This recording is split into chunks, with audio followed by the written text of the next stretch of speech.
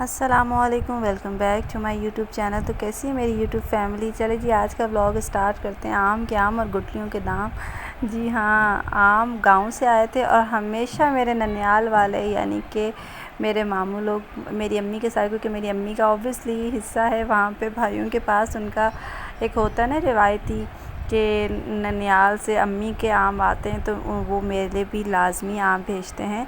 यानी कि हर बार ननियाल से जब जब मेरी अम्मी के लिए हिस्सा आता है आमों का या किसी भी चीज़ का, अचार आते हैं, आम आते हैं, आटा आता है, या कुछ भी ऐसी सौगात आती है तो लाजिम वो लोग मुझे भी सेंड करते। तो यहाँ पे एक ढेर सारी भरी बोरी भर के ये कलमी आम जो, और ये इतने कोई मीठे आम होते हैं, इतने कोई मीठे आम होते हैं कि हम तो खैर बचपन से ही खा रहे हैं, जब से होश संभाला है।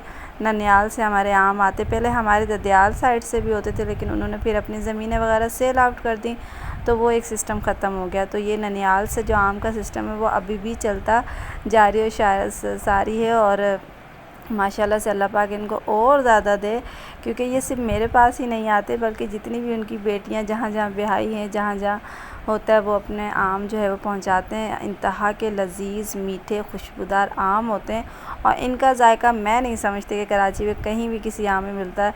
वैसे मुझे सबसे ज़्यादा ये, एक तो ये कलमी आम मुझे बहुत पसंद है, मुझे भी इंक्लूडिंग मेरे बच्चों को भी। लेकिन मुझे सबसे ज़्यादा आम जो पसंद है वो है चौंसा आम मुझे बहुत पसंद है। तो ये माशाल्लाह माशाल्लाह से ढेर आया हुआ था आमों का।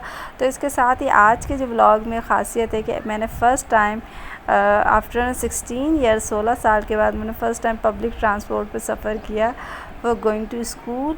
और स्कूल जाने के लिए पब्लिक ट्रांसपोर्ट, असल में मैंने ये एक्सपीरियंस इसलिए किया क्योंकि मुझे ये हो रहा था कि मुझे पता ही नहीं था कि हमारे घर से स्कूल तक का जो सफ़र है वो किस तरह से तय होगा, कौन सी बस जाएगी, कौन सा रिक्शा जाएगा, कौन सी चिंची जाएगी, या किस तरह से ये होगा।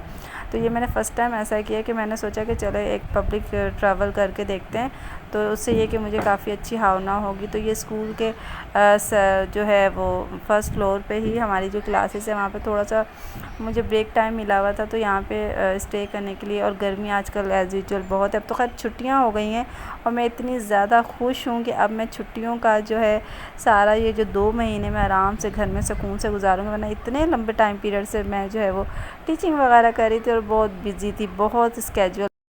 तो अब जी स्कूल से घर की तरफ की रवानगी स्टार्ट हो गई है। अब मैं घर जाऊंगी, घर पे जाके भी बहुत काम होता है और पेपर वगैरह भी चल रहे थे। ये मेरे प्रीवियस सारे क्लिप हैं, वीडियो क्लिप्स हैं, और ये पेपर्स भी स्कूल में जो हुए थे असिस्मेंट वगैरह, तो ये भी चेक करने के लिए मैं घर पे लेके आ गई थी।